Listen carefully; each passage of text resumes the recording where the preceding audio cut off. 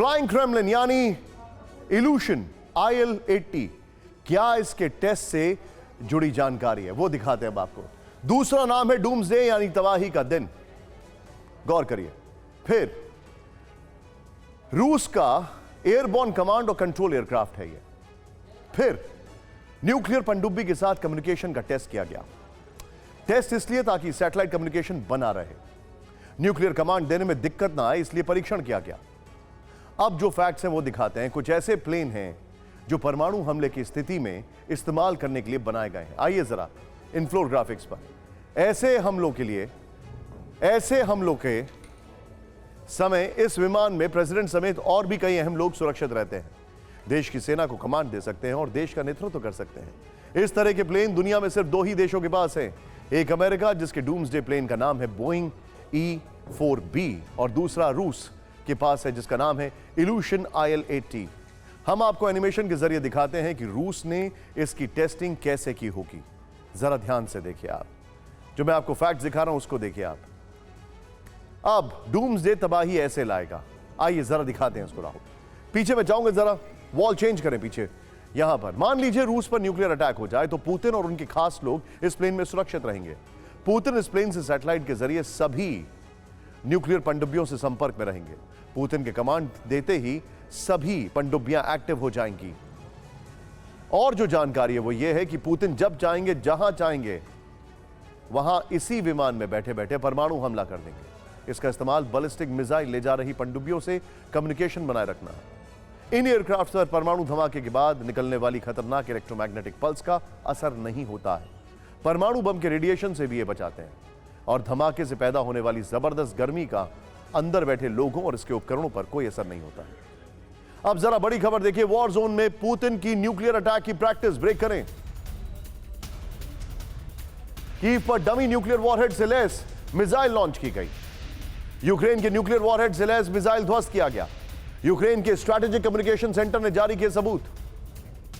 अब जो फैक्ट्स हैं वो मैं आपको बताता हूं, ध्यान से देखिएगा। 17 नवंबर का कीव पर करीब 10 क्रूज मिसाइल अटैक हुए थे। 17 नवंबर को कीव पर करीब 10 क्रूज मिसाइल अटैक हुए। इसमें से 2 को जर्मन एयर डिफेंस सिस्टम ने इंटरसेप्ट करने की तस्वीरें आई। कहा जा रहा है कि ऐसी ही एक मिसाइल का बाद में टुकड़ा मिला, उसकी जांच यूक्रेनी फोर्सेस ने की तो पुतिन के न्यूक्लियर इरादे का पता चला। आइए अब देखते हैं। नकली एटम यूक्रेन में हड़कंप। 17 नवंबर को क्या हुआ? कीव पर हुआ था रूसी हमला, नंबर 1। कीव पर KH-55 क्रूज मिसाइल से अटैक हुआ।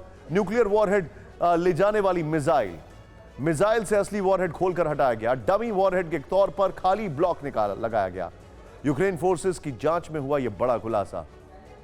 जो सोर्स है वो है इसका डिफेंस एक्सप्रेस। इस सब के बीच में अब हम आपको उस मिसाइल के टुकड़े की तस्वीर दिखाते हैं जो यूक्रेन आर्मर्ड फोर्सेस ने कीव में बरामद की है। यह है वो टुकड़ा, जरा ध्यान से देखिएगा आप। यह है वो टुकड़ा जो पूरी दुनिया में चर्चा का विषय बना हुआ है, ऑन योर लेफ्ट, जिसके कारण पुतिन की विनाशक मंशा फिर से सवालों में है। यूक्रेन आर्मर्ड फोर्सेस के मुताबिक 17 नवंबर की सुबह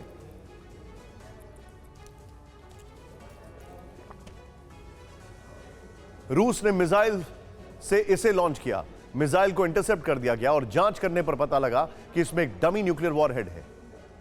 यह जानकारी सामने आते ही यूक्रेन में हड़कंप मच गया। पश्चिमी देश भी सकते में आ गए। इसके बाद सबके जहन में यही बात आई कि रूस की सेना ने आखिर ऐसा डेंजरस परीक्षण क्यों किया है। पुतिन का न्यूक्लियर थ्रेट, कीव पर डमी न्यूक्लियर वॉरहेड। अब ध्यान से देखिएगा। 17 नवंबर कीव पर डमी न्यूक्लियर वॉरहेड, ये जो हम आपको दिखा रहे हैं वहां पर। नेक्स्ट दिखाइए। 16 नवंबर IL-80 का न्यूक्लियर पनडुब्बी के साथ कम्युनिकेशन टेस्ट। ये सारी सीक्वेंसिंग देखिए आप। 11 नवंबर न्यूक्लियर पावर टॉर्पीडो का टेस्ट फेल हो जाता है, उसके बाद पैनिक में वो दिखाई देते हैं। 4 नवंबर बुलावा बैलिस्टिक मिसाइल, वो हमने देखी। फिर उसके बाद 26 अक्टूबर यार्स ICBM। नेक्स्ट दिखाइए यहां पर। ये सारी चीजें बता रही हैं कि कुछ तो पड़ा है जो पक रहा है। फिर 26 अक्टूबर सिनेवा बैलिस्टिक मिसाइल, जिसके विजुअल्स भी हम आपको यहां पर स्टिल्स भी दिखा रहे हैं। यानी कि पुतिन जो है वो न्यूक्लियर थ्रेट पे थ्रेट दे रहे हैं। RS-28 सरमत सैटर्न जिसे कहते हैं, 20 अप्रैल वहां पर उसका टेस्ट किया गया। ये सारी चीजें बता रही हैं यूक्रेन वॉर के बीच कुछ ऐसा हुआ जिसकी सुपर पावर अमेरिका को भनक तक नहीं लगी। महायुद्ध के बीच रूस और नॉर्थ कोरिया ने बाइडेन को बारूदी ट्रैप में फंसा दिया।